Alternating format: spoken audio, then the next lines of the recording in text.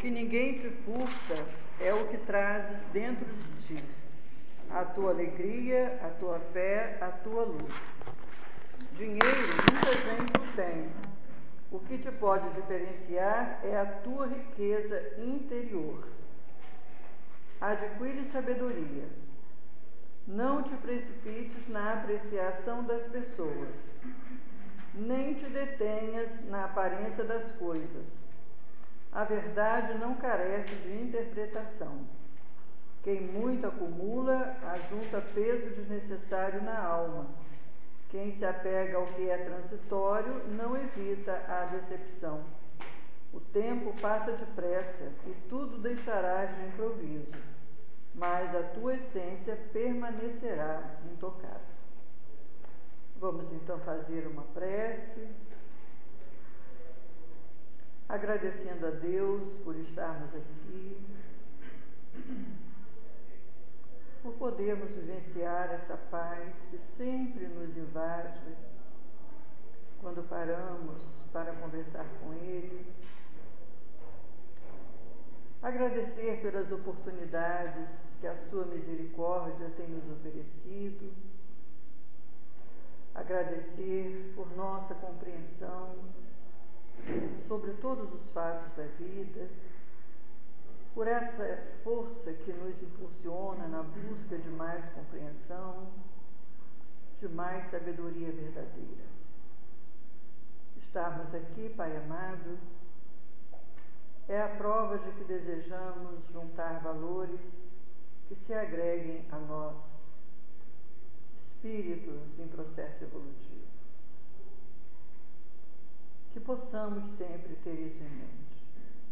Que possamos nos movimentar sempre conscientes de que os valores do espírito e da moral são os únicos que enobrecem a alma. Que nos tornemos aptos, Senhor, a cada dia desenvolvê-los um pouco mais, amparados por tuas bênçãos e pelo teu amor. Faz com que o nosso trabalho de hoje seja bem produtivo. Que todos nós aqui reunidos, encarnados e desencarnados, possamos nos irmanar, realizando a tarefa a contento, de maneira que todos saiamos daqui aquinhoados com um pouco mais de saber. Que assim seja, querido Pai. Graças te damos. Bem, hoje nós vamos iniciar o módulo 4, né? Abra um livro aí no roteiro, no índice, porque eu vou fazer uma pequena alteração. Então, abra um livro no índice, que é para nós nos entendermos. Na página 9, módulo 4. Acharam? Página 9, módulo 4. Roteiro 1, perispírito. Roteiro 2, origem e natureza do espírito. Tá certo? Nós vamos fazer hoje o roteiro 2. Por quê? Porque o roteiro 2, ele se encaixa bastante bem numa explicação que nós começamos a ver na semana passada. Aquela evolução do princípio inteligente. Lembram que eu fiz o esqueminha no quadro? Então, esse estudo, origem e natureza do espírito, é exatamente aquele assunto. Então, como nós vimos a semana passada, eu optei por darmos continuidade hoje. E aí depois, não alterem nada, tá bom? Depois nós fazemos o 1, o 3 e o 4. Combinado? Tá bom? Então vamos lá, a página 130. No instante a gente andou o livro, né?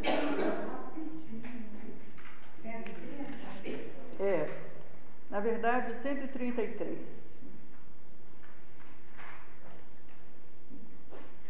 Origem e natureza do espírito. Ou seja, a origem e a natureza de cada um de nós. Está certo? Eu vou insistir fortemente nessa questão. A maioria dos livros que nós temos usado na nossa bibliografia são livros que foram escritos no século passado, ou melhor, no século atrasado. Os livros da codificação são do século XIX e os demais do século XX. E falam sempre do Espírito na terceira pessoa, o que faz com que nós não nos identifiquemos com esse sujeito. A gente lê assim, o Espírito, ele, e esquecemos que o Espírito somos nós, né? Que não existe ele, existe nós. Então, até quando a gente fala assim, porque o povo antigo, eles lá na Idade Média, não, nós lá na Idade Média. A gente precisa, antes de se tornar espírita, se tornar um espírito, que na verdade é o que somos, mas nos esquecemos disso. Então a gente fala assim, o meu espírito, a gente faz uma prece pedindo ao Senhor que o meu espírito seja iluminado. Então vamos falar um pouquinho disso. Eu falo meu espírito, vamos supor, e eu leio que o espírito, quando está encarnado, forma um conjunto com 3 elementos: espírito, perispírito e corpo. E aí, quando eu falo meu espírito, eu estou introduzindo um 4º elemento. Por que um 4º elemento? Aquele que possui o espírito. O corpo não possui o espírito, certo? O perispírito não possui o espírito. O espírito não possui a si mesmo. Então, se alguém está falando meu espírito, tem um 4º elemento que é o proprietário do espírito. Percebem que tem uma incoerência? Por que a gente usa essa frase? Porque a gente se identifica com o corpo. Essa identificação com o corpo nos engana fortemente, atrapalha grandemente, porque quando a gente se identifica com o corpo, a gente cultiva valores da matéria. O corpo quer conforto, o corpo quer riqueza, o corpo se envaidece, o corpo é egoísta, certo? Então, quando eu me identifico com o corpo, eu falo meu espírito, eu estou me afastando dos valores do espírito e cultivando os valores da matéria, inconscientemente. É uma questão de mera consequência. Mera consequência. Então, é preciso que nós pensemos que meu espírito é uma tolice. A pergunta é, quando eu falar meu espírito, eu em seguida pergunto, e quem é esse que possui o espírito? Então, eu sou o espírito e tenho um corpo, certo?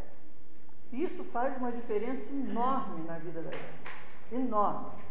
Quando a gente começa a se ver espírito, a gente começa a poder falar com muita certeza das questões espirituais. Eu posso agradecer a Deus pelas oportunidades que Ele colocou na minha vida, porque eu sei que o que Deus está me oferecendo são oportunidades para o crescimento espiritual e não para o crescimento material. Então tudo vai modificando. Eu vou perdendo essa noção de perecível que o corpo dá. A gente passa a vida inteira temendo a morte, que é o único fato do qual temos certeza, esquecidos de que a morte nunca envolve o espírito. Nós que estamos aqui, nunca morremos e nunca morreremos. Eu estou dando bastante ênfase à palavra nunca, porque é verdade. O que nós somos? Espírito. E o espírito é o quê? Imortal, eterno. Então eu me vejo espírito, eu acredito nisto e entendo que a morte é um evento que envolve apenas o corpo e deixo de temê-la, ou eu vou ter que repensar tudo até chegar a uma conclusão em que eu negue o espiritismo e continue temendo a morte, ou eu me torno espírito, aceito a doutrina espírita e entendo que a morte é um evento que envolve apenas o corpo. Certo? Pode. A gente não tem noção dessa eternidade, porque em outra encarnação a gente não tem memória da anterior. Então, não tem como a gente. Isso não é um fato comprovado, mas é uma premissa básica da doutrina espírita. Então, quando você começa a refletir dentro dos princípios da doutrina, esta certeza, ela surge como decorrência da lógica dos argumentos que você vai lendo. Porque se o espírito vai ter um fim, para que evoluir?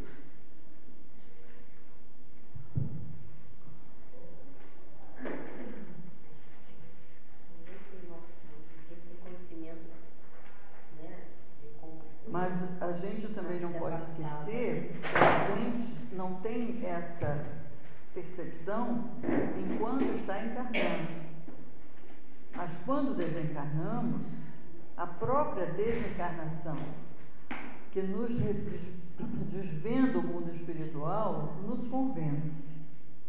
Então, o que a gente pode fazer em relação ao esquecimento do passado é o seguinte: a gente não lembra do passado as minúcias da vida material. Fui homem ou fui mulher, fui rico ou fui pobre, vivi em que lugar do mundo. Isso não é importante. Mas o aprendizado espiritual, esse está conosco. É por isso que nós, quando estamos encarnados, temos diferentes aptidões. Fazemos diferentes escolhas profissionais de atividade, porque a gente vai basear essa escolha no arsenal todo de aptidões que a gente já desenvolveu em outras vidas e que está conosco. Então, a nossa escala de valores, aquilo que nós já aprendemos, isso está conosco. Tanto que quando a gente... há autores que dizem que quando uma criança demora muito a falar, é porque aquele espírito está encarnando naquele idioma pela primeira vez. Quando o espírito está... Depois eu explico o que é isso. Quando o espírito está repetindo a encarnação sucessivamente dentro de uma certa cultura, a prontidão da criança para os elementos daquela cultura se antecipam. Enquanto que quando é a primeira encarnação dos filhos naquela cultura, se prolonga porque ele não tem aquela experiência, ele ainda vai desenvolver esse aprendizado. Então, essas são questões que a gente, se alguém perguntar como é que você prova, não provo, mas sinto e entendo como consequência bastante lógica de tudo aquilo que eu acredito a partir da doutrina espírita. Enquanto desencarnado, a pessoa tem acesso a alguma informação do que ele foi, não? Assim, ele tem um processo de evolução dele? Não, quando a gente desencarna, a memória que vem é só daquilo que é importante para a próxima reencarnação. Sim, a evolução dele, não? Mas por exemplo, ninguém vai lembrar do cotidiano da vida. De manhã fazia isso, de tarde casei, tive filhos, papapá. Isso não serão lembranças importantes. O que se lembra são as emoções, os sentimentos, porque são esses que marcam o espírito. E é em cima disso que ele se prepara para reencarnar. Ele revê o que fez, ele se sente recompensado pelos acertos, ele se entristece pelos erros. Então, isso motiva o espírito a se propor numa nova encarnação, buscar os valores que o recompensam e evitar aqueles que o punem. Mas, Vera, isso já de imediato a morte? Ou não. Essa questão de como que as coisas se passam pode variar.